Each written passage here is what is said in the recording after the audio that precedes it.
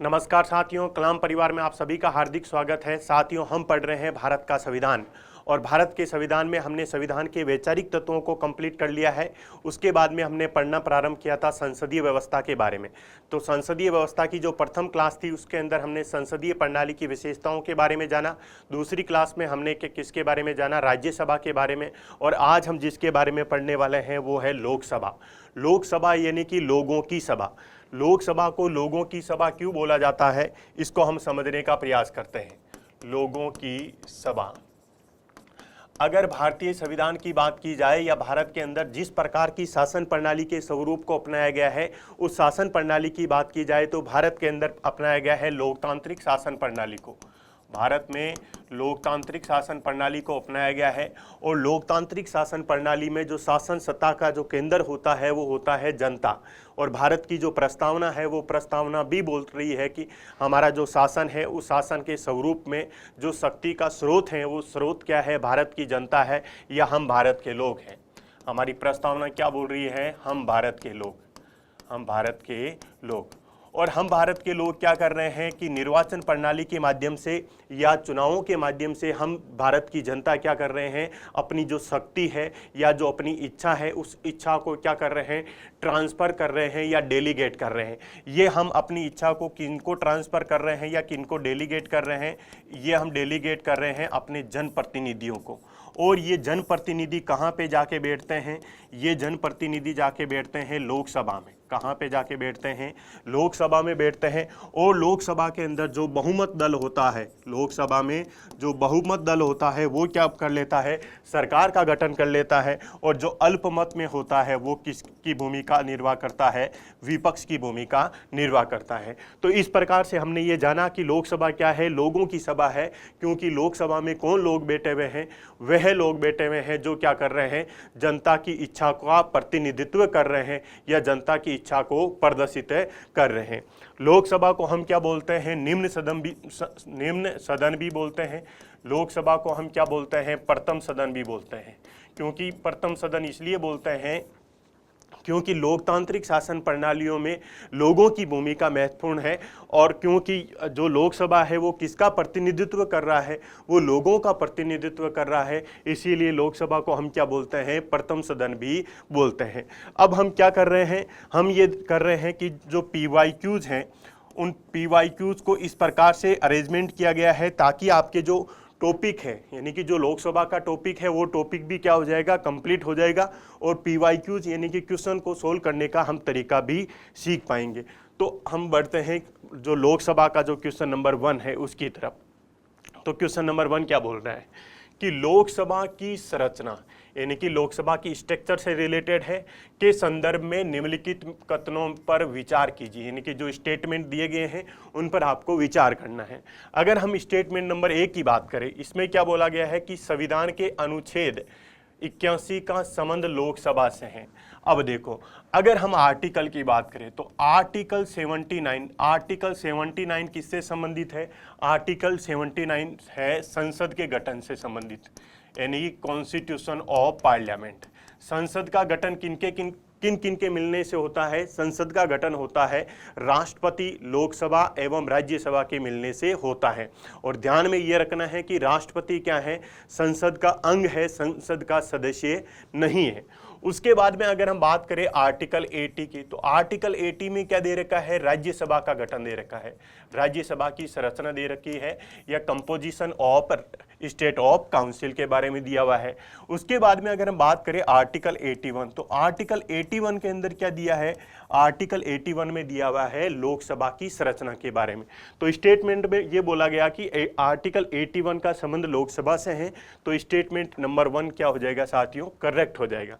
उसके बाद में स्टेटमेंट नंबर 2 की तरफ बढ़ते हैं कि इसके सदस्यों की अधिकतम संख्या कितनी होती है, 552 निर्धारित की गई है और वर्तमान में इसके सदस्यों की संख्या 545 है। कहने का मतलब ये है कि क्वेश्चन किससे रिलेटेड है कि लोकसभा के अंदर अधिकतम सदस्य कितने हैं और वास्तविक सदस्य कितने हैं। ये अधिकतम सदस्य और वास्तविक सदस्यों का जो कॉन्सेप्ट है उसको समझ लेते हैं। नंबर 1 अधिकतम सदस्य, उसके बाद में हम देख लेते हैं कि वास्तविक सदस्य कितने हैं, वास्तविक सदस्य। अब देखो, अगर हम बात करें हमारा संविधान क्या बोल रहा है, हमारा संविधान लोकसभा के अधिकतम सदस्य संख्या की बात कर रहा है। संविधान वास्तविक संख्या के बारे में नहीं बता रहा है कि वास्तविक संख्या कितनी होगी। तो अधिकतम संख्या कितनी होगी उसके बारे में संविधान क्या बोल रहा है? अधिकतम संख्या के बारे में संविधान ये बोल रहा है कि 530 सदस्य, अधिकतम 530 सदस्य कहाँ से होंगे? राज्यों से होंगे। अधिकतम 530 सदस्य कहाँ से होंगे? राज्यों से होंगे। और अगर हम बात करें यूटीज यानी कि जो हमारे केंद्र शासित प्रदेश हैं, उन केंद्र शासित प्रदेशों से अधिकतम कितने सदस्य होंगे? तो केंद्र शासित प्रदेशों से अधिकतम 20 सदस्य होंगे। क्वेश्चन ये राइज हुआ कि यहाँ से जो 530 सदस्य आएंगे और यहाँ से जो 20 सदस्य आएंगे, इनका चुनाव किस प्रकार से किया जाएगा? तो संविधान में लिखा है कि इनका चुनाव तो किया जाएगा प्रत्यक्ष निर्वाचन प्रणाली के द्वारा। कौन सी निर्वाचन प्रणाली के द्वारा किया जाएगा? प्रत्यक्ष निर्वाचन प्रणाली के द्वारा किया जाएगा।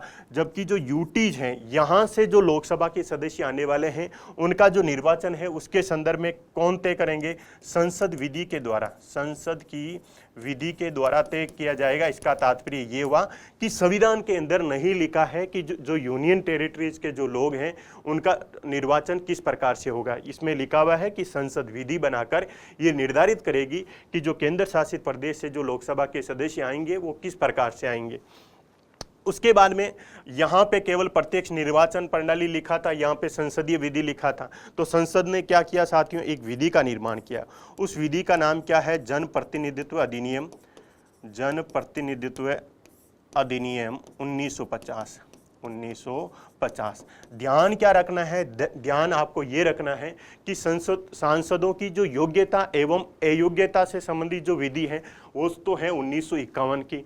जबकि जो निर्वाचन प्रणाली किस प्रकार की प्रयोग में ली जाएगी उसका प्रावधान कौन से अधिनियम में किया गया है? 1950 में किया गया है। तो इसमें यह लिखा गया कि इनके अंदर जो निर्वाचन की जो प्रणाली अपनाई जाएगी वो निर्वाचन की प्रणाली अपनाई जाएगी फर्स्ट पास्ट दी पोस्ट सिस्टम। कौन सी प्रणाली अपनाई जाएगी? फर्स्ट पास्ट दी पोस्ट सिस्टम। इसका तात्पर्य है कि पहले आओ पहले पाओ, पहले आओ पहले पाओ, या जो पहले खंबे को छुएगा वही क्या करेगा साथियों? जीत जाएगा। कैसे? कहने का तात्पर्य, अगर मान लीजिए कहीं पे 100 वोट हैं, कहीं पे 100 वोट हैं और वहां पे क्या है? 4 प्रतिनिधि चुनाव में खड़े। एक प्रतिनिधि को 40 वोट मिल रहे हैं, दूसरे को 30 वोट मिल रहे हैं, एक को मान लीजिए एक को 20 वोट मिल रहे हैं, एक को 10 वोट मिल रहे हैं। तो पहले कौन आ रहा है? पहले 40 वाला आ रहा है, तो इसका तात्पर्य ये जीत जाएगा।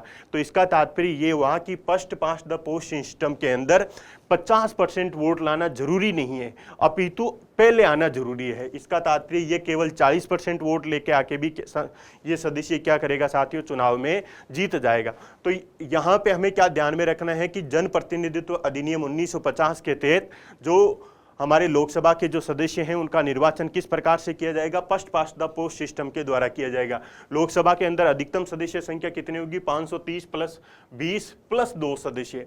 अब देखो ये प्लस 2 सदस्यों का क्या मामला है ये भी समझ लेते हैं। ये था कि हमारा जो मूलभूत संविधान था उसके अंदर ये उल्लेखित किया गया था कि 2 सदस्य क्या होंगे? एंग्लो इंडियन सदस्य होंगे और उनका मनोनयन किसके द्वारा किया जाएगा? राष्ट्रपति के द्वारा मनोनयन किया जाएगा। लेकिन अगर बात करें हम 104वें जो संविधान संशोधन यानी कि जो कॉन्स्टिट्यूशन अमेंडमेंट हुआ 2020 में, इसके द्वारा ये किया गया कि जो एंग्लो इंडियन के जो मनोनयन का जो प्रोविजन था उस प्रोविजन को क्या कर दिया गया है साथियों? समाप्त कर दिया गया। इसका तात्पर्य ये हुआ कि जो पहले जो एंग्लो इंडियन के सदस्य जो मनोनीत किए जा रहे थे अब वो सदस्य मनोनीत नहीं किए जाएंगे। जो विधानसभाओं के अंदर जो लोकसभाओं के अंदर जो एंग्लो इंडियन के मनोनयन का जो प्रोविजन था उसको क्या कर दिया है? समाप्त कर दिया है। कौन से कॉन्स्टिट्यूशन अमेंडमेंट से किया गया है? 104वें संविधान संशोधन के द्वारा किया गया है। अभी तक अगर हमारे संविधान की बात करें तो 105 संविधान संशोधन हो चुके हैं और ये कौन से संविधान संशोधन द्वारा किया गया है? 104वें संविधान संशोधन द्वारा किया गया। तो ये तो हमने जान लिया कि अधिकतम संख्या कितनी है। उसके बाद में वास्तविक संख्या कितनी है, इस वास्तविक संख्या को भी हम जान लेते हैं। अगर हम राज्यों की बात करें तो राज्य कुल अभी वास्तविक संख्या है 543। राज्यों से बात करें तो राज्यों से है अभी वर्तमान समय में 524 और अगर यूनियन टेरिटरीज की बात करें, यूटीज की बात करें, तो यूटीज से साथियों कितनी है वर्तमान समय में सदस्य संख्या कितनी है? 19 है। और इस 19 में भी आपको कुछ डाटा याद रखना है, जैसे लद्दाख से कितनी सीट है? लद्दाख से 1 सीट है। उसके बाद में जम्मू कश्मीर से कितनी सीटें हैं? जम्मू कश्मीर से साथियों 5 सीटें हैं। उसके बाद में दिल्ली की अगर बात की जाए, एनसीटी यानी कि नेशनल कैपिटल जो टेरिटरी है उसकी बात की जाए तो वहाँ से सीटें हैं अभी 7। उसके अलावा दादरा एवं नगर हवेली एवं दमन दीव, वहाँ से कितनी सीटें हैं? 2 हैं। और बाकी की जो 4 यूनियन टेरिटरीज हैं वहाँ से 1-1 सीटें हैं, तो कितनी हो जाएगी? 4 सीटें ये और बाकी की सीटें ये। अभी वर्तमान समय में 8 यूनियन टेरिटरीज हैं, तो उनसे सीटें की संख्या ये हो जाएगी। तो वर्तमान समय में कितनी है? 543 है। क्यों 543 क्यों है? क्योंकि 2 जो एंग्लो इंडियन के जो मनोनियन का प्रोविजन था, उस मनोनियन के प्रोविजन को 104वें संविधान संशोधन के द्वारा क्या कर दिया गया है? समाप्त कर दिया गया है। तो अब हमारा जो क्वेश्चन है उस क्वेश्चन की तरफ देखते हैं। अब देखो, स्टेटमेंट 1 हमने देख लिया था। उसके बाद में स्टेट नंबर 2 की बात करते हैं कि इसके सदस्यों की अधिकतम संख्या वर्तमान समय में कितनी हो सकती है? 550 हो सकती है। वर्तमान समय में कितनी हो सकती है? 550 हो सकती है, क्योंकि जो 2 सदस्यों के जो मनोनयन का प्रोविजन था उसको क्या कर दिया गया है? समाप्त कर दिया गया है। तो वैसे वो स्टेटमेंट क्या हो जाएगा? गलत हो जाएगा। वर्तमान में इसके सदस्यों की संख्या 545 है, तो वर्तमान में इसके सदस्यों की संख्या कितनी नहीं है? 545 नहीं है, अपितु वर्तमान में इसके सदस्यों की संख्या कितनी है? 543 है। लेकिन ये पुराने एग्जामों में पूछा गया है, तब इसके अलग ऑप्शन सही हो रहे थे, लेकिन हमें वर्तमान के संदर्भ में इसकी बात की जाए तो केवल कौन सा सही होगा साथियों? केवल 1 सही होगा, बाकी 2 क्या होंगे? गलत होंगे। तो इसमें हमने जो इंफॉर्मेशन है अधिकतम संख्या की भी बात कर ली है और वास्तविक संख्या की भी बात कर ली है, और जो निर्वाचन की प्रणाली प्रयोग में ली जाएगी लोकसभा के सदस्यों के लिए उसकी भी बात कर ली है। अब हम बढ़ते हैं क्वेश्चन नंबर 2 की तरफ। क्वेश्चन नंबर 2 किसके बारे में है?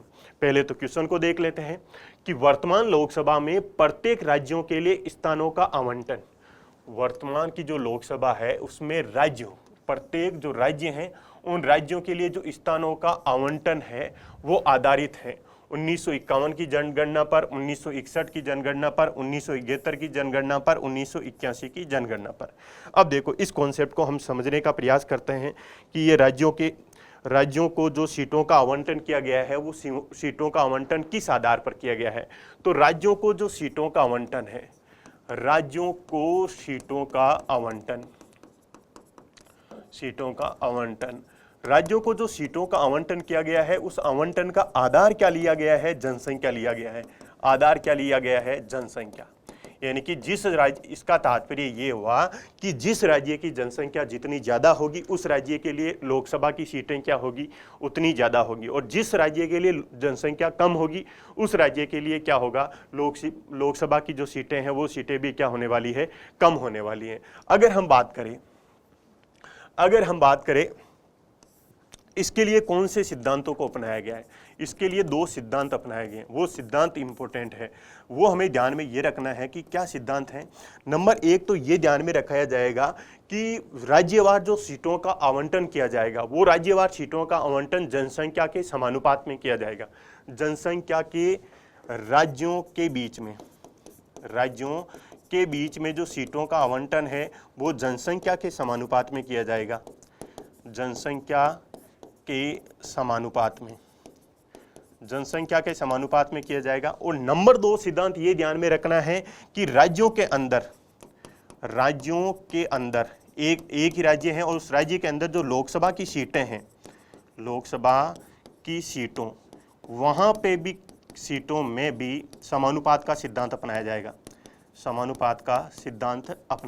इसको एग्जाम्पल की सहायता से हम समझने का प्रयास करते हैं कि क्या है कि राज्यों के बीच में जो सीटों का बंटवारा किया जाएगा वो जनसंख्या के समानुपात में किया जाएगा। इसका क्या तात्पर्य है? इसका तात्पर्य ये है, अगर मान लीजिए कि यूपी की बात करें, वहां से लोकसभा की सीटें हैं 80 और मान लीजिए बिहार से लोकसभा की सीटें कितनी हैं? 40 हैं, और यहाँ की जनसंख्या मान लीजिए 10 करोड़ है और यहाँ की जनसंख्या मान लीजिए 20 करोड़ है।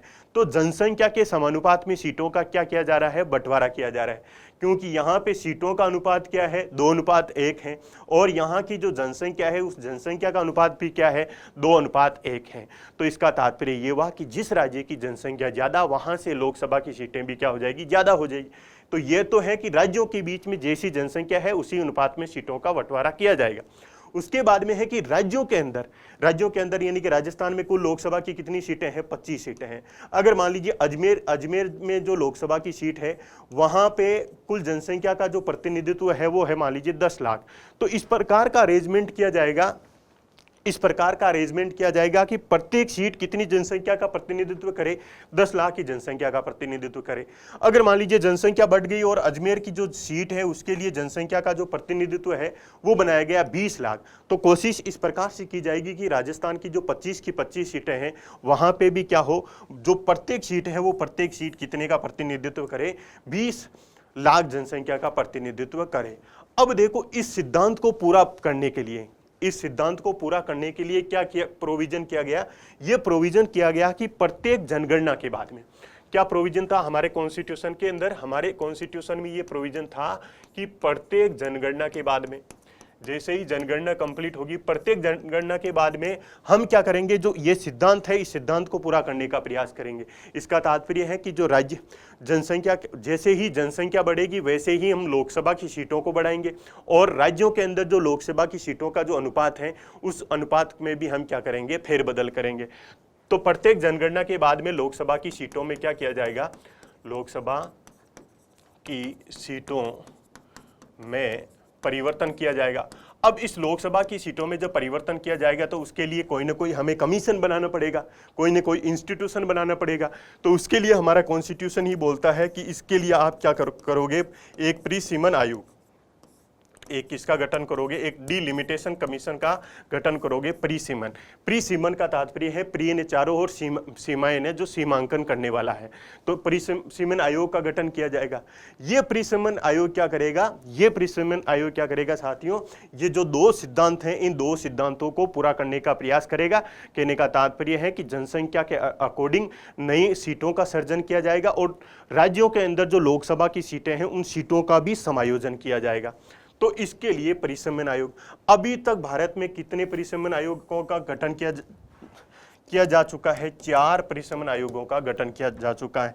प्रथम परिसमन आयोग 1951 की जनगणना के बाद में 1952 में बना, उसके बाद में 1961 की जो जनगणना हुई थी उसके बाद में बना 1962 में, उसके बाद में 1971 की जो जनगणना हुई उसके बाद में जो परिसमन आयोग बना वो 1972 में बना, उसके बाद में जो 2001 की जनगणना हुई उसके बाद में 2002 के अंदर एक परिसमन आयोग बनाया गया।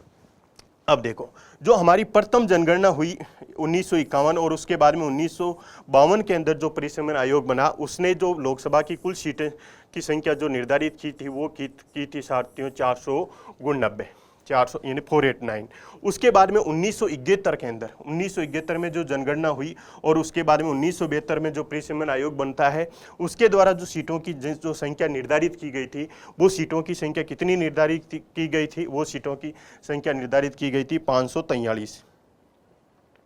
वो कितनी निर्धारित की गई साथियों, 543 और प्लस 2 सदस्य जो मनोनीत होने का जो प्रोविजन था, लेकिन जो मनोनीत होने का जो प्रोविजन था उसको तो क्या कर दिया गया है, अब उस मनोनीत होने वाले प्रोविजन को क्या कर दिया गया है, समाप्त कर दिया गया है। अब देखो हम तो यहाँ पे पढ़ रहे हैं कि प्रत्येक जनगणना के बाद में क्या की जाएगी, लोकसभा की सीटों में परिवर्तन किया जाएगा और ऐसा परिसमन आयोग के बाद में किया जाएगा। लेकिन जनगणना तो 1981 में भी हुई, जनगणना तो 1991 में भी हुई, 2001 में भी हुई, 2011 के अंदर भी हुई, लेकिन यहाँ पे कोई परिसमन आयोग नहीं बने। ऐसा क्यों? ऐसा इसलिए किया गया क्योंकि 1971 के बाद में जब इंदिरा गांधी की सरकार आई और उनका जो मुख्य कार्यक्रम था जनसंख्या नियंत्रण, उसी जनसंख्या नियंत्रण के लिए उन्होंने 2 संविधान संशोधन किए। उन्होंने जो संविधान संशोधन किया वो संविधान संशोधन था साथियों 42वां संविधान संशोधन 1976। 42वें संविधान संशोधन 1976 की सहायता से ये प्रोविजन किया गया कि क्या प्रोविजन किया गया कि हम क्या नहीं करने वाले हैं कि 2001 तक क्या करेंगे, जो लोकसभा की सीटें हैं, लोकसभा की सीटों को क्या कर दिया गया, निश्चित कर दिया गया, लोकसभा की सीटों को निश्चित कर दिया गया। और उसके बाद में अगर बात करें इसी का डबल कर लो, 2 का डबल 4 और 4 का डबल 8, यानी कि जो 84वां संविधान संशोधन 2002 था उसके द्वारा क्या प्रोविजन कर दिया गया, उसके द्वारा प्रोविजन ये कर दिया गया था कि हम 2026 तक क्या कर रहे हैं, लोकसभा की सीटें 2026 तक लोकसभा की सीटों को की संख्या को क्या कर रहे हैं, निश्चित कर रहे हैं। तो 2026 तक लोकसभा की सीटों को अगर निश्चित कर रहे हैं तो 2026 तक अधिकतम सदस्य संख्या कितनी रहेगी, 550 बनी रहेगी, क्योंकि 2 सदस्य जो मनोनीत होने वाला उसका प्रोविजन समाप्त हो गया। तो अब क्या होगा कि 2026 के बाद में जो लोकसभा की सीटें हैं वहां तक निर्धारित कर दी गई। अब 2026 के बाद में जो जनगणना होगी उस जनगणना के बाद में ही लोकसभा की सीटों का क्या किया जा सकता है, फेरबदल किया जा सकता है। हालांकि अब देखते हैं आगे किस प्रकार के संविधान संशोधन होते हैं, या सरकारें हो सकता है कि लोकसभा के सदस्यों की संख्या में बढ़ोतरी भी कर सकती हैं, क्योंकि जो नया संसद भवन बना है वो इसी दिशा में कुछ प्रगति दिखाई दे रही है।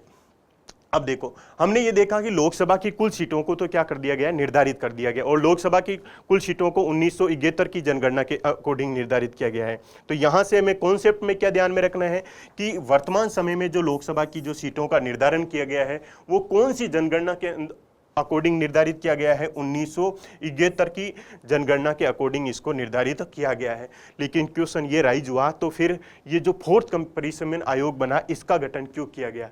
इसका गठन किया गया साथियों लोकसभा की सीटों का समायोजन के लिए, लोकसभा की सीटों का समायोजन के लिए। लोकसभा की सीटों का समायोजन का तात्पर्य देखो, अभी हमने 2 सिद्धांत देखे। मैंने पहला सिद्धांत बनाया कि राज्यों की के बीच में जनसंख्या का समानुपात किया जाएगा, यानी कि जैसे ही जनसंख्या बढ़ेगी वैसे ही क्या कर दिया जाएगा, सीटों की संख्या में परिवर्तन कर दिया जाएगा। नंबर 2 था कि राज्यों के बीच में जो लोकसभा की सीटें हैं उनके में भी समानुपात का सिद्धांत अपनाया जाएगा। तो जो 4th डिलिमिटेशन कमीशन बनाया गया उसकी सहायता से इसमें तो किसी भी प्रकार का फेरबदल नहीं किया गया, लेकिन फेरबदल कहां पे किया गया, इसमें फेरबदल किया गया। इसका तात्पर्य है कि जो फोर्थ जो डिलिमिटेशन कमीशन बना था, डीसी बना था, उसकी सहायता से हमने क्या किया है, लोकसभा की जो सीटें हैं उन लोकसभा की सीटों का समायोजन किया है। और इसके लिए जो जनगणना का आधार बनाया गया है, यानी जो जनसंख्या को आधार बनाया गया है वो बनाया गया है 2001 की जनसंख्या को। 2001 की जनसंख्या को आधार बनाया गया किसके लिए, लोकसभा की सीटों के समायोजन के लिए। लोकसभा की सीटों के समायोजन के लिए 2001 की जनगणना को आधार बनाया गया। इसका तात्पर्य ये हो गया कि वर्तमान समय में हमारे यहाँ दो जनगणना काम में ली जा रही है। एक तो 1971 की जनगणना, एक ली जा रही है 2001 की जनगणना। 1971 की जनगणना किसके लिए काम में ली जा रही है, कुल संख्या के लिए, लोकसभा की कुल संख्या के लिए। जबकि जो 2001 की जनगणना काम में ली जा रही है वो किसके लिए काम में ली जा रही है, वो लोकसभा की सीटों के समायोजन के लिए। लोकसभा की सीटों के समायोजन के लिए अगर हम बात करें तो उसकी के समायोजन, इसके लिए कौन सी जनगणना काम में ली जा रही है, इसके लिए 2001 की जनगणना काम में ली जा रही है। और उसके लिए जो संविधान संशोधन किया गया था वो 87, जो 87वां संविधान संशोधन था, उसकी सहायता से ये बोला गया कि हम लोकसभा की सीटों के समायोजन के लिए कौन सी जनगणना को आधार में लेने वाले हैं, 2001 की जनगणना को आधार में लेने वाले। अब हम चलते हैं हमारे क्वेश्चन की तरफ। हमारा क्वेश्चन क्या लोकसभा की सीटों के समायोजन के बारे में है या कुल जनसंख्या, कुल सीटों के बारे में है? तो क्वेश्चन है वर्तमान लोकसभा में प्रत्येक राज्यों के लिए जो स्थानों का आवंटन है, अर्थात ये पूछा गया है कि जो कुल लोकसभा की सीटें हैं उन कुल लोकसभा की सीटों के लिए किसको संदर्भ में लिया गया है। तो कुल लोकसभा की सीटों के लिए या राज्यवार जो सीटों का आवंटन किया गया है उसके लिए कौन सी जनगणना को आधार बनाया गया है, 1971 की जनगणना को आधार बनाया गया है। और इसके लिए कौन से संविधान संशोधन है, 42वां और उसके बाद में 84। ये 2 संविधान संशोधन भी आपको ध्यान में रखना है। तो इसमें हमने पूरा सिद्धांत पढ़ा और उसके बाद में हमने ये जाना कि लोकसभा की सीटों का जो आवंटन है उसका आधार किस प्रकार से तय किया जाता है। उसके बाद में इसी से संबंधित ये क्वेश्चन है अगला, जिसके अंदर आपको इन्फॉर्मेशन भी मिलने वाली है। 84 जो कॉन्स्टिट्यूशन अमेंडमेंट है, यानी कि जो 84वां जो संविधान संशोधन अधिनियम है, अभी हमने पढ़ा था 84वां संविधान संशोधन अधिनियम के द्वारा लोकसभा की कुल सीटों को, देखो क्या बोला गया है, कुल सदस्य सीटों को की संख्या का निर्धारण किया गया 1971 की जनगणना के आधार पर।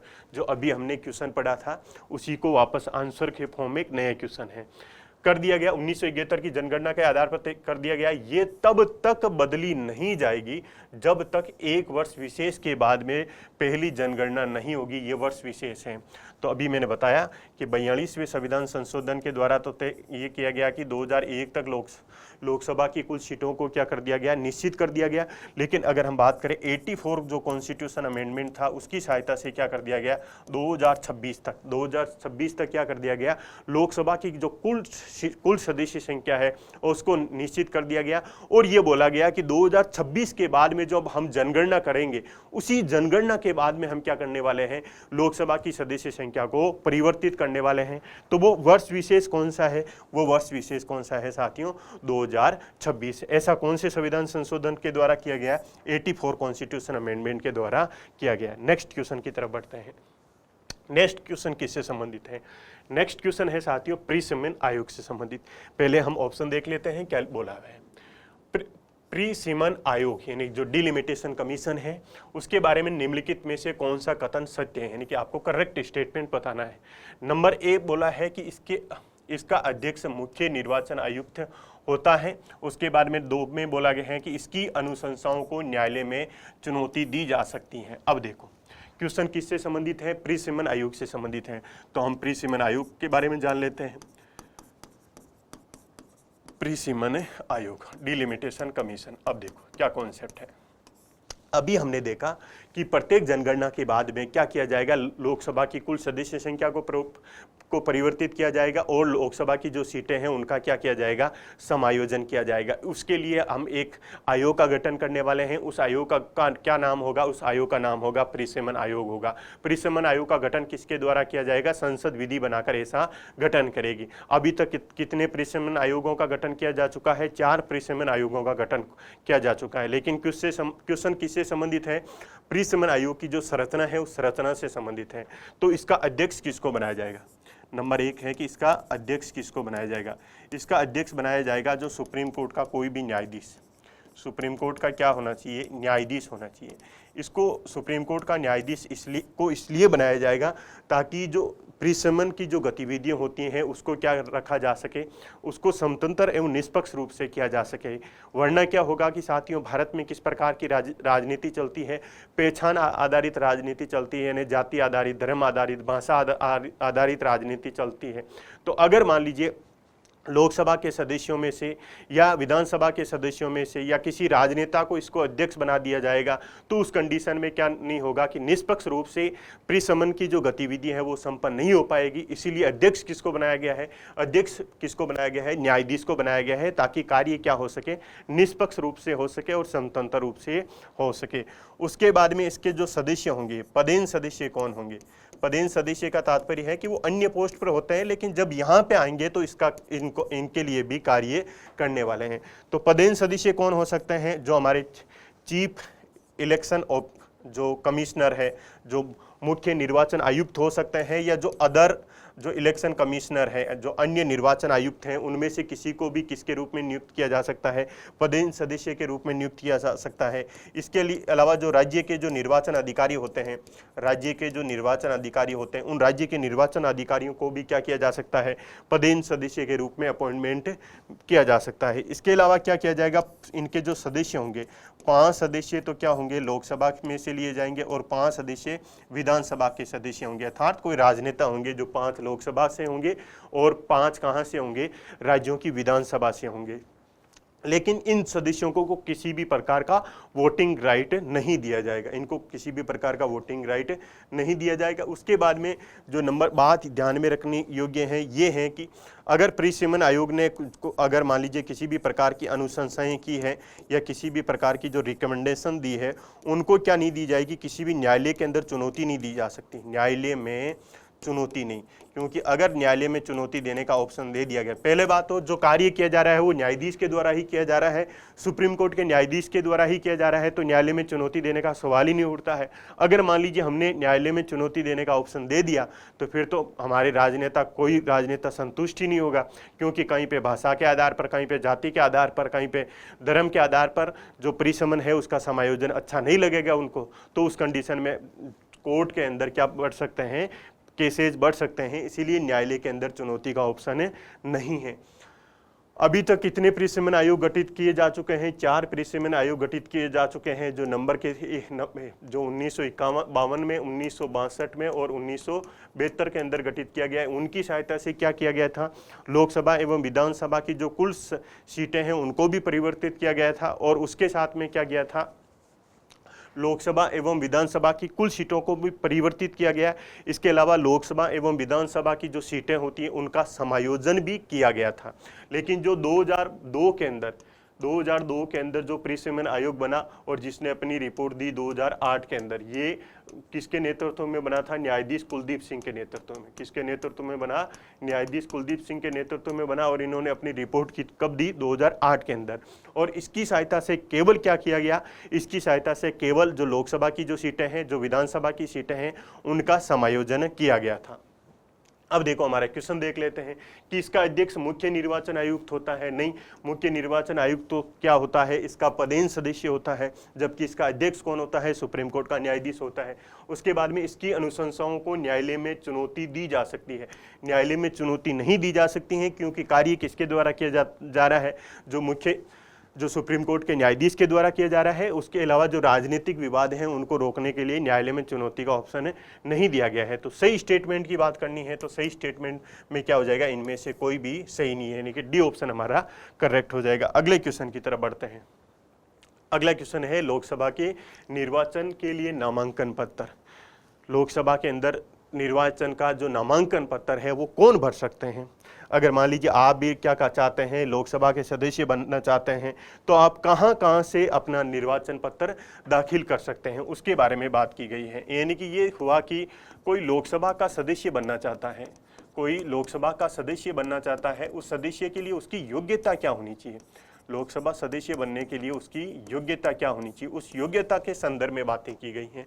तो योग्यता की बात की जाए तो अगर हमारे इंडिया के कॉन्स्टिट्यूशन की बात की जाए तो आर्टिकल 84 के अंदर ये बोला गया है कि सांसदों की क्या योग्यता होनी चाहिए। सांसदों की ये योग्यता होनी चाहिए कि वो भारत का नागरिक हो, और लोकसभा का सदस्य बनना चाहता है तो उसकी आयु 25 वर्ष होनी चाहिए, जबकि राज्यसभा का सदस्य बनना चाहता है तो उसकी आयु कितनी वर्ष होनी चाहिए? 30 वर्ष होनी चाहिए। इसके अलावा क्या हो कि वो निर्वाचन आयोग द्वारा अधिकृत हो, यानी कि चुनाव जीतने के बाद में निर्वाचन आयोग क्या करे, एक सूची बना के सदन को भेजे कि ये सदस्य चुनाव जीत के आए हैं। उसके बाद में वो हमारी संविधान की जो तीसरी अनुसूची है, उस तीसरी अनुसूची के अंदर जो शपथ लिखी गई है, उस शपथ का क्या करेंगे, शपथ ग्रहण करें। तो शपथ में किस बात की शपथ ग्रहण की जाती है? शपथ इस बात की ग्रहण की जाती है सदस्यों के द्वारा कि हम क्या करेंगे, हमारे संविधान के प्रति, विधि द्वारा स्थापित जो हमारा संविधान है उसके प्रति क्या रखेंगे, श्रद्धा रखेंगे, निष्ठा की भावना रखेंगे। इसके अलावा जो हमारे देश की प्रभुत्ता है और जो अखंडता है उसको क्या रखेंगे, अक्षुण्ण रखेंगे, यानी उसको बनाए रखेंगे। ये शपथ ली जाती हैं। उसके बाद में जो अगली विशेषता लिखी है, योग्यता लिखी है कि अन्य योग्यताएं, अन्य योग्यताओं का निर्धारण किसके द्वारा किया जाएगा? संसद विधि बनाकर तय करेगी। अन्य योग्यताओं का निर्धारण संसद विधि बनाकर तय करेगी। तो इसी के संदर्भ में एक विधि बनाएगी जिसका नाम है जनप्रतिनिधित्व अधिनियम। जनप्रतिनिधित्व अधिनियम 1951, जिसमें यह प्रोविजन किया गया कि भारत का कोई भी नागरिक जो क्या हो, पूरे देश में कहीं भी या पूरे देश में किसी भी स्थान पर, ये इंपॉर्टेंट है, किसी भी स्थान पर क्या हो, मतदाता सूची के रूप में पंजीकृत हो। मतदाता सूची में क्या होना चाहिए, पंजीकृत होना चाहिए। वो व्यक्ति क्या कर सकता है, चुनाव लड़ सकता है या चुनाव के लिए नामांकन भर सकता है। तो अब देखो इसका ऑप्शन की बात करते हैं। भारत के अंदर निवास करने वाले किसी भी व्यक्ति द्वारा दाखिल किया जा सकता है। ये सही भी लग रहा है, लेकिन आगे के ऑप्शन भी देख रहे हैं कि जिस निर्वाचन क्षेत्र में चुनाव लड़ा जाना है वहीं के किसी निवासी द्वारा दाखिल किया जा सकता है, ऐसा नहीं है। मैंने कहा है ना कि भारत का कोई भी नागरिक हो और वो कहीं पे भी क्या हो, मतदाता सूची के रूप में पंजीकृत हो, तो वो कहीं से भी पूरे भारत क्षेत्र से क्या कर सकता है, चुनाव लड़ सकता है। भारत के किसी नागरिक के द्वारा जिसका नाम किसी निर्वाचन, भारत के किसी भी नागरिक के द्वारा जिसका नाम किसी निर्वाचन क्षेत्र की मतदाता सूची में हो दाखिल किया जा सकता है, इन्हें नामांकन दाखिल किया जा सकता है। ऐसा किया जा सकता है क्योंकि ऐसा लिखा है हमारे जनप्रतिनिधित्व 1951 में लिखा है कि भारत के किसी भी नागरिक के द्वारा दाखिल किया जा सकता है। तो नॉर्मल स्टेटमेंट है, लेकिन एकदम करेक्ट कौन सा है? C option.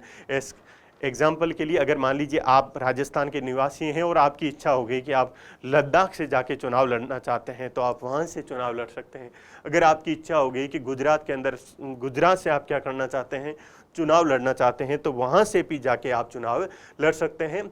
आपका कहीं पे भी, पूरे भारत क्षेत्र में कहीं पे भी आपको क्या होना चाहिए? एक मतदाता सूची के रूप में आपका रजिस्ट्रेशन होना चाहिए और चुनाव आप भारत के अंदर कहीं से भी लड़ सकते हैं। जैसे मोदी जी की बात करें, गुजरात के निवासी हैं, अर्थात ये हुआ कि उनका जो नामांकन है मतदाता सूची के रूप में वो तो गुजरात में है, लेकिन चुनाव कहाँ से लड़ा? उन्होंने वाराणसी से लड़ा। तो वो चीज़ है। तो अगले क्वेश्चन की तरफ आगे बढ़ते हैं।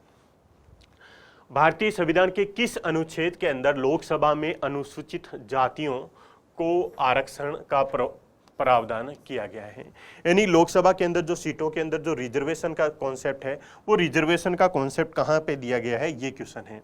अगर हम बात करते हैं आर्टिकल 330 की, आर्टिकल 330 में क्या बोला गया है कि जो लोकसभा है, उस लोकसभा में, लोकसभा के अंदर एससी और एसटी इनके लिए जो रिजर्वेशन का प्रोविजन है, वो रिजर्वेशन का प्रोविजन कहाँ पे है? आर्टिकल 330 के अंदर है। आर्टिकल 331 किससे संबंधित है? कि वो है लोकसभा के अंदर जो एंग्लो इंडियन के लिए जो रिजर्वेशन था या उनके लिए जो सदस्यों को मनोनीत करने का जो प्रोविजन था, वो आर्टिकल 331 में था। उसके बाद में 332 में क्या है? 332 के अंदर है कि विधानसभाओं के अंदर जो एससी एसटी हैं, उनकी जो सीटें हैं, उनके लिए जो रिजर्वेशन का प्रोविजन है, वो कहाँ पे है? आर्टिकल 332 में है।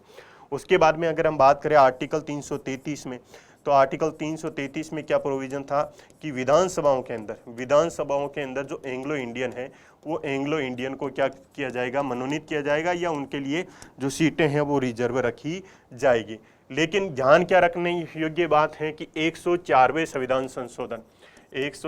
संविधान संशोधन 2020 के द्वारा जो एंग्लो इंडियन के जो मनोनयन का कॉन्सेप्ट था, उसको क्या कर दिया गया है? समाप्त कर दिया गया है कि लोकसभा के अंदर और विधानसभाओं के अंदर जो एंग्लो इंडियन के जो मनोनयन का कॉन्सेप्ट था, उस मनोनयन के कॉन्सेप्ट को क्या कर दिया गया है? समाप्त कर दिया गया है। कौन से कॉन्स्टिट्यूशन अमेंडमेंट की सहायता से किया गया है? 104वें संविधान संशोधन की सहायता से ऐसा किया गया। तो लोकसभा के अंदर जो एससी और एसटी के लिए जो रिजर्वेशन का कॉन्सेप्ट तो कहाँ पे है? 330 में है। जबकि विधानसभाओं में जो एससी और एसटी के लिए जो रिजर्वेशन का कॉन्सेप्ट है, वो रिजर्वेशन का कॉन्सेप्ट कहाँ पे दिया गया है? 332 में दिया गया है। देखो साथियों, ऐसा इसलिए किया गया हमारे संविधान में क्योंकि आज़ादी से पहले किस प्रकार के निर्वाचन प्रणाली की बात की जा रही थी? पृथक निर्वाचन प्रणाली की बात की जा रही थी। पृथक निर्वाचन प्रणाली के अंदर होता कि जिस समुदाय के व्यक्ति चुनाव में खड़े होते थे, वोट भी उसी समुदाय के लोग देते थे। लेकिन हमने क्या किया? आज़ादी के बाद में जो पृथक निर्वाचन प्रणाली थी, पृथक निर्वाचन प्रणाली का परित्याग किया और हमने क्या किया साथियों? सर्वसमावेशी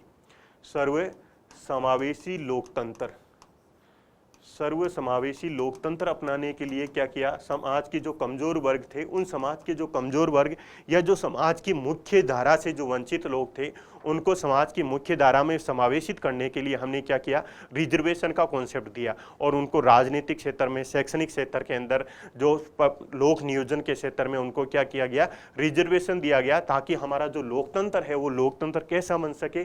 सर्वसमावेशी बन सके। इसीलिए हमारे संविधान में कौन से आर्टिकल जोड़े गए? इसलिए हमारे संविधान के अंदर आर्टिकल 330 को जोड़ा गया और इसीलिए हमारे संविधान के अंदर आर्टिकल 332 को जोड़ा गया। तो हम ये दो आर्टिकल मेंस की स्टडी के अंदर भी यूज कर सकते हैं कि किस प्रकार से भारत का जो लोकतंत्र है, सर्वसमावेशी लोकतंत्र है। उसके अंदर दो आर्टिकल हम रेफरेंस देके बता सकते हैं कि आर्टिकल 330 और आर्टिकल 332 ये बताता है कि भारत का लोकतंत्र किस प्रकार का लोकतंत्र है। भारत का लोकतंत्र सर्वसमावेशी लोकतंत्र है। अगले क्वेश्चन की तरफ बढ़ते हैं कि लोकसभा के अंदर जो अनुसूचित जाति के लिए जो आरक्षित स्थान है, उनकी संख्या कितनी है? लोकसभा के अंदर जो शेड्यूल कास्ट है, उनके लिए जो सीटें रिजर्व की गई है, कहाँ पे रिजर्व की गई हैं? आर्टिकल 330 के अंदर। तो उनकी जो संख्या है वो संख्या कितनी है, वो संख्या देख लेते हैं। अगर ये फैक्ट है लेकिन आपको ध्यान में रखना है, फिर मैं वही बता रहा हूँ कि आप मेंस की स्टडी में भी भारत में किस प्रकार से एक सर्वसमावेशी लोकतंत्र है उसके लिए आप बता सकते हो, ये फैक्ट देके भी बता सकते हो कि भारत में इस प्रकार से सर्वसमावेशी लोकतंत्र है। तो अगर एससी की बात की जाए तो वर्तमान समय में एससी के लिए कितनी सीटें आवंटित की गई हैं, 84, यानी कि अनुसूचित जाति के लिए कितनी है, 84 सीटें हैं, जबकि अनुसूचित जनजाति के लिए कितनी सीटें रिजर्व की गई हैं, 47, कितनी है, 47 सीटें रिजर्व की गई हैं। लेकिन एक फैक्ट यहाँ पे और भी याद रख लेना कि राजस्थान में कुल सीटें कितनी है, भी 25 सीटें हैं। राजस्थान में लोकसभा की कुल कितनी सीटें हैं, 25 सीटें हैं। उन 25 सीटों में से 4 सीटें तो किसके लिए हैं, शेड्यूल कास्ट के लिए हैं, और 3 सीटें किसके लिए हैं, शेड्यूल्ड ट्राइब्स के लिए हैं। तो ये फैक्ट है, आपको ध्यान में रखना है। लेकिन यहाँ पे पूछा था अनुसूचित जाति के लिए, तो अनुसूचित जाति के लिए कितनी है, 84 सीटें दी गई है। राजस्थान में कितनी है, 4-3 है, और भारत के अंदर कितनी है, 84 और 47, ये ध्यान में रखना है आपको। अगले क्वेश्चन की तरफ आगे बढ़ते हैं। अगला क्वेश्चन किससे संबंधित है, सामान्यतः लोकसभा की अवधि 5 वर्ष की होती है जिसकी गणना होती है। बड़ा अच्छा क्वेश्चन है, दिखने में सिंपल लग रहा है लेकिन क्वेश्चन अच्छा है साथियों, कि सामान्यतः लोकसभा की अवधि की जो 5 वर्ष की गणना होती है वो 5 वर्ष की गणना कब से कब तक की होती है। लोकसभा के लिए चुनाव के दिन से, यानी कि जिस दिन लोकसभा का चुनाव संपन्न हो गया वहीं से 5 वर्ष होगा, या लोकसभा के प्रथम अधिवेशन की तारीख से। सी ऑप्शन में बोला गया है कि लोकसभा की मतगणना के दिन से, यानी जिस दिन वोटिंग क्या कर ली जाएगी, काउंटिंग कर ली जाएगी, वहां से 5 वर्ष होगी। तो हम लोकसभा के कार्यकाल के संदर्भ में जो मुख्य मुख्य बिंदु है, जो कॉन्सेप्ट है, उसको देख लेते हैं। लोकसभा का कार्यकाल, अगर हमारे सदनों के कार्यकाल की बात की जाए तो सदनों के कार्यकाल का जो प्रोविजन है, आर्टिकल की बात करें तो आर्टिकल 83 के अंदर किया गया है। क्या बोला गया है कि लोकसभा का कार्यकाल कितने वर्ष का होगा, 5 वर्ष का होगा। लोकसभा का कार्यकाल कितने वर्ष का होगा, 5 वर्ष का होगा। लेकिन ये 5 वर्ष कब से होगा, जब प्रथम बैठक से, लोकसभा की जिस दिन प्रथम बैठक होगी या लोकसभा का जो प्रथम अधिवेशन होगा, उस प्रथम अधिवेशन से कितने वर्ष तक होगा, 5 वर्ष तक। ना तो इसका तात्पर्य क्या हुआ, लोकसभा के चुनाव के दिन से होगा क्या, नहीं। लोकसभा के मतगणना के दिन से होगा क्या, नहीं। तो कब से होगा, लोकसभा के प्रथम अधिवेशन की तारीख से ऐसा होगा। तो बी ऑप्शन हमारा करेक्ट हो जाएगा। तो लोकसभा का कार्यकाल 5 वर्ष होगा, प्रथम बैठक से या प्रथम अधिवेशन से ये कितने वर्ष का होगा, 5 वर्ष का होगा। लेकिन और जैसे ही 5 वर्ष कंप्लीट होंगे वैसे ही क्या हो जाएगी, लोकसभा विघटित हो जाएगी।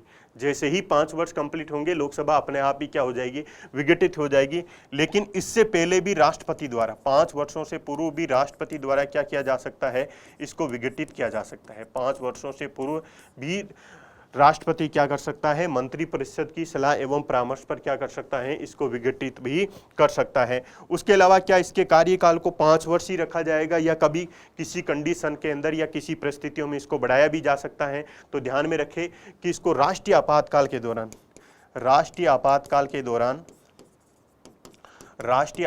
के दौरान लोकसभा का जो कार्यकाल है उस कार्यकाल को 1 वर्ष के लिए बढ़ाया जा सकता है। कितने वर्ष के लिए बढ़ाया जा सकता है, 1 वर्ष के लिए बढ़ाया जा सकता है। लेकिन जिस दिन मान लीजिए राष्ट्रीय आपातकाल समाप्त हो गया है, उस समाप्ति की अवधि से 6 माह से अधिक नहीं होगा। कहने का तात्पर्य, मान लीजिए जनवरी के अंदर क्या हो गया, राष्ट्रीय आपातकाल समाप्त हो गया, तो यहां से 6 माह जोड़ लो, वहीं तक वो लोकसभा चलनी चाहिए, उसके बाद में इलेक्शन हो जाने चाहिए।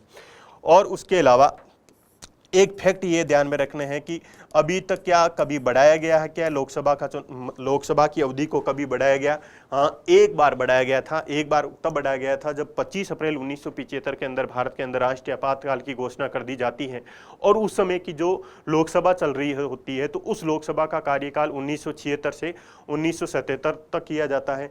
तो वो लोकसभा कौन सी थी, वो लोकसभा थी साथियों 5वीं लोकसभा। और वर्तमान समय में कौन सी लोकसभा चल रही है, 17वीं लोकसभा चल रही है। तो केवल कौन सी लोकसभा का कार्यकाल बढ़ाया गया था, 5वीं लोकसभा का कार्यकाल बढ़ाया गया था।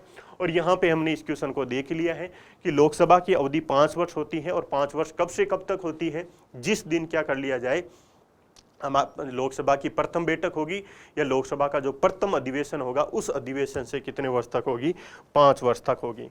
अगले क्वेश्चन की तरफ देख लेते हैं, वो कार्यकाल से है वापस संबंधित क्वेश्चन।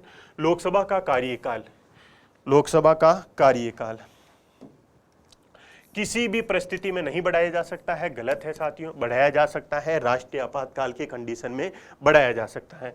एक बार में 6 महीने तक के लिए बढ़ाया जा सकता है, 6 माह तक के लिए नहीं बढ़ाया जा सकता है। अभी तो एक बार में कितनी अवधि के लिए बढ़ाया जा सकता है, 1 वर्ष की अवधि के लिए बढ़ाया जा सकता है। लेकिन मान लीजिए उसके बाद में भी और बढ़ाना हो तो वापस क्या करना पड़ेगा, वापस 1 वर्ष के लिए बढ़ाया जाएगा, फिर से 1 वर्ष के लिए बढ़ाया जाएगा। आपातकाल की घोषणा के दौरान एक बार में 1 वर्ष के लिए बढ़ाया जा सकता है, 2 बार में 2 वर्ष के लिए, फिर 3 बार में 3 वर्ष के लिए। तो ये क्या हो जाएगा साथियों, सही हो जाएगा, क्योंकि आपातकाल की घोषणा के दौरान एक बार में कितने वर्ष तक के लिए बढ़ाया जा सकता है, 1 वर्ष के लिए बढ़ाया जा सकता है। उसके बाद में डी ऑप्शन की बात करें तो आपातकाल की घोषणा के दौरान एक बार में 2 वर्ष के लिए, एक बार में 2 वर्ष के लिए नहीं, अपितु एक बार में कितने वर्ष के लिए बढ़ाया जा सकता है, 1 बार के लिए बढ़ाया जा सकता है। अभी तक 1976 के अंदर जो 5वीं लोकसभा चल रही थी उसका क्या किया गया था, कार्यकाल को बढ़ाया गया था। अगले क्वेश्चन की तरफ बात करते हैं कि लोकसभा को उसके कार्यकाल की समाप्ति के पूर्व भी भंग किया जा सकता है या विघटित किया जा सकता है। ये विघटित किसके द्वारा किया जा सकता है? ए ऑप्शन में लिखा है कि राष्ट्रपति द्वारा उसकी इच्छा के अनुसार ऐसा कर सकता है। बी ऑप्शन में है कि अध्यक्ष को जब इच्छा हो जाए अध्यक्ष ऐसा कर सकता है, यानी लोकसभा का अध्यक्ष। सी ऑप्शन में बोला है कि राष्ट्रपति द्वारा मंत्रिपरिषद की सलाह पर ऐसा किया जाएगा, और डी ऑप्शन में बोला है कि राष्ट्रपति द्वारा अध्यक्ष की सलाह पर ऐसा करेगा। अब देखो भारत में किस प्रकार की शासन प्रणाली को अपनाया गया है। भारत के अंदर प्रणाली अपनाई गई है संसदीय प्रणाली, यानी हमने पार्लियामेंट्री सिस्टम को अपनाया है। और पार्लियामेंट्री सिस्टम के अंदर 2 प्रकार की कार्यपालिका चलती है, एक नाम मात्र की कार्यपालिका चलती है, नाम मात्र की कार्यपालिका है राष्ट्रपति, और एक है वास्तविक कार्यपालिका। वास्तविक कार्यपालिका क्या है, काउंसिल ऑफ मिनिस्टर्स है, यानी कि मंत्री परिषद है। अब देखो अगर हमारे कॉन्स्टिट्यूशन के प्रोविजन की बात करें तो आर्टिकल 53 की बात करें तो आर्टिकल 53 क्या बोल रहा है, यानी आर्टिकल 53 क्या बोल रहा है कि संघ सरकार की जो समुच्चय कार्यपालिकाएं शक्तियां हैं, संघ सरकार की समुच्चय कार्यपालिका शक्तियां राष्ट्रपति में निहित होगी। किस में निहित होगी, राष्ट्रपति में निहित होगी। और राष्ट्रपति इन शक्तियों का प्रयोग कैसे करेगा, या तो कर सकता है स्वयं, और या क्या कर सकता है अपने अधीनस्थ अधिकारी, या क्या करेगा अपने अधीनस्थ अधिकारियों की सलाह से ऐसा करने वाला है, अपने अधीनस्थ अधिकारियों की सहायता से ऐसा करने वाला है। क्या लिखा है आर्टिकल 53 के अंदर? आर्टिकल 53 में यह लिखा है कि संघ सरकार की समुच्चय कार्यपालिकाएं शक्तियां राष्ट्रपति में निहित होगी, और राष्ट्रपति इन शक्तियों का प्रयोग या तो स्वयं कर सकता है या अपने अधीनस्थ अधिकारियों की सहायता से करेगा। अब देखो यहां से स्थिति स्पष्ट नहीं हो रही है। अगर हम बात करते हैं आर्टिकल 74 की, आर्टिकल 74 क्या बोल रहा है, आर्टिकल 74 ये बोल रहा है कि राष्ट्रपति को सलाह एवं परामर्श देने के लिए क्या होगी, एक मंत्री परिषद होगी। राष्ट्रपति को सलाह एवं परामर्श देने के लिए एक क्या होगी, मंत्री परिषद होगी, जिसका प्रधान क्या होगा, प्रधानमंत्री होगा। इस मंत्री परिषद का प्रधान कौन होगा, प्रधानमंत्री होगा। तो यहाँ पे क्या स्पष्ट हो रहा है कि राष्ट्रपति स्वयं कुछ नहीं करेगा, वो क्या कार्य करेगा, वो वही कार्य करेगा जो ये मंत्री परिषद उसको सलाह देगी, इसका तात्पर्य है कि जब भी कहीं पे भी हमारे कॉन्स्टिट्यूशन के अंदर राष्ट्रपति शब्द लिखा है कि राष्ट्रपति द्वारा अध्यादेश जारी किया जा रहा है, राष्ट्रपति द्वारा सदन को आहूत किया जा रहा है, राष्ट्रपति द्वारा क्या किया जा रहा है, सदन को विघटित किया जा रहा है, तो उस समय साथियों हमें 2 आर्टिकल को उस आर्टिकल के साथ में कमेंट करके पढ़ना है। हमेशा ध्यान में रखिए कि आर्टिकल 53, आर्टिकल 74 को कमांड में करके पढ़ना है, इनको साथ साथ पढ़ना है। अब है कि लोकसभा का विघटन का कॉन्सेप्ट कहाँ पे दिया गया है, आर्टिकल 85 में दिया गया है कि लोकसभा का विघटन किसके द्वारा किया जाएगा, राष्ट्रपति के द्वारा किया जाएगा। तो अगर इन 3 आर्टिकल को ऐसा एक साथ पढ़ते हैं तो क्या होता है कि बोला है कि राष्ट्रपति द्वारा किया जाएगा, लेकिन आर्टिकल 74 क्या बोल रहा है कि राष्ट्रपति किसकी अकॉर्डिंग कार्य करेगा, मंत्री परिषद की सलाह एवं परामर्श के अकॉर्डिंग कार्य करेगा। इसका तात्पर्य है कि राष्ट्रपति द्वारा क्या किया जाएगा, लोकसभा का विघटन किया जाएगा, लेकिन स्वयं अपनी इच्छा से नहीं करेगा, अपितु किसके द्वारा किया जाएगा, राष्ट्रपति द्वारा मंत्री परिषद की सलाह पर ऐसा किया जाएगा, क्योंकि राष्ट्रपति को एड एंड एडवाइस देने के लिए क्या है, मंत्री परिषद है। तो ऑप्शन क्या हो जाएगा, सी करेक्ट हो जाएगा। तो फिर से मैं एक बार आपको और बोल रहा हूं कि जब भी राष्ट्रपति को पढ़ना है तो हमेशा 2 आर्टिकल साथ में कमांड लेना है, और तीसरा आर्टिकल वो हो जाएगा, जैसे हम पढ़ते हैं कि आर्टिकल 1, 2, 3 के अंदर क्या है, राष्ट्रपति को अध्यादेश जारी करने की शक्ति है। लेकिन अगर केवल 1, 2, 3 को पढ़ेंगे तो हमको ऐसा लगेगा कि वास्तव में राष्ट्रपति ही अध्यादेश जारी कर रहा है, लेकिन साथ में किसको पढ़ना है, इन 2 आर्टिकल को साथ में पढ़ना है। तो ये 2 आर्टिकल क्या बताएंगे कि अध्यादेश कैसे जारी करेगा, मंत्री परिषद की सलाह एवं परामर्श पर ही क्या करने वाला है, राष्ट्रपति अध्यादेश जारी करने वाला है। तो ये हमारा क्वेश्चन कंप्लीट हुआ। अगले क्वेश्चन की तरफ, क्वेश्चन नंबर 11 आर्टिकल से संबंधित है। तो ये आर्टिकल भी थोड़े हम देख लेते हैं कि संसद का गठन किस किस के मिलने से होता है। संसद का गठन राष्ट्रपति, लोकसभा एवं राज्यसभा के मिलने से होता है, और संसद का गठन का जो प्रोविजन कहाँ पे है, आर्टिकल 79 में है। तो ये आर्टिकल यानी कि ये ऑप्शन क्या हो जाएगा, सही हो जाएगा। उसके बाद में राज्यसभा की संरचना आर्टिकल 80 के अंदर किससे क्या दिया गया है, composition of state of council के बारे में दिया गया है, राज्यसभा की संरचना के बारे में दिया गया है। तो ये भी क्या हो जाएगा, सही हो जाएगा। उसके बाद में है लोकसभा की संरचना, तो लोकसभा की संरचना है आर्टिकल 81 के अंदर। उसके बाद में अगर हम बात करें तो आर्टिकल 82 के अंदर क्या बोला गया है कि हम जनसंख्या का, प्रत्येक जनगणना के बाद में जनसंख्या को लोकसभा की सीटों को समायोजित करने के लिए या लोकसभा की सीटों को बढ़ाने के लिए क्या करने वाले हैं, एक परिसमन आयोग का गठन करने वाले हैं। उसके बाद में अगर हम आर्टिकल 83 की बात करें तो आर्टिकल 83 में क्या दिया गया है, जो हमारे सदन हैं उन सदनों की अवधि के बारे में बात की गई है कि राज्यसभा किस प्रकार का सदन होगा, राज्यसभा एक स्थायी सदन होगा, जबकि लोकसभा क्या होगा, एक स्थायी सदन होगा। इसका तात्पर्य उसका कार्यकाल 5 वर्ष का होगा, और समयावधि से पूर्व भी उसको क्या किया जा सकता है, राष्ट्रपति द्वारा विघटित किया भी जा सकता है। अगर आर्टिकल 84 की बात की जाए तो आर्टिकल 84 में क्या दे रखा है, सांसदों की योग्यता। आर्टिकल 84 में क्या दिया गया है, सांसदों की योग्यता से संबंधित प्रोविजन दिए गए हैं। और आर्टिकल 85 में किससे रिलेटेड प्रोविजन है कि संसद का 70 और उसका 17वां और उसका विघटन, ये तीनों कहाँ पे दिए हुए हैं, आर्टिकल 85। संसद का 70 किसके द्वारा बुलाया जाएगा, संसद का 70 किसके द्वारा बुलाया जाएगा, राष्ट्रपति के द्वारा बुलाया जाएगा। लेकिन फिर अभी मैंने बोला आपकी कि आर्टिकल 53, आर्टिकल 74, आर्टिकल 85 को एक साथ पढ़ो कि राष्ट्रपति 70 को आहूत करेगा। क्या राष्ट्रपति अपनी इच्छा से 70 को आहूत करेगा, क्या नहीं, राष्ट्रपति तभी 70 को आहूत करेगा जब मंत्री परिषद क्या देगी, उसको सलाह एवं परामर्श देगी। संसद का 70 किसके द्वारा आहूत किया जाता है, राष्ट्रपति के द्वारा आहूत किया जाता है, यानी बुलाया जाता है। और ऐसा वो किसकी सलाह से करने वाले हैं, मंत्री परिषद की सलाह से करने वाले हैं।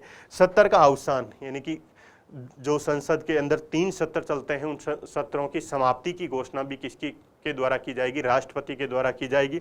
और सदन का जो लोकसभा का विघटन का तात्पर्य हो कि वो लोकसभा क्या हो जाएगी, समाप्त हो जाएगी। उसके बाद में अगर कोई लोकसभा आनी है तो वो नई लोकसभा चुनाव जीत के आएगी। और 70 का अवसान है कि जो 3 सत्र चलते हैं, बजट सत्र और मानसून सत्र और शीतकालीन सत्र, केवल उन सत्रों की समाप्ति की घोषणा की जाती है। तो ये प्रोविजन कहाँ पे है, आर्टिकल 85 के अंदर है। तो ये हमने जो लोकसभा है, लोकसभा से संबंधित कुछ महत्वपूर्ण क्वेश्चन जाने, जिसके अंदर हमने साथ में साथियों जो उसका कॉन्सेप्चुअल पार्ट है, उस कॉन्सेप्चुअल पार्ट का भी अध्ययन करने का प्रयास किया। तो आप सभी को बहुत बहुत धन्यवाद।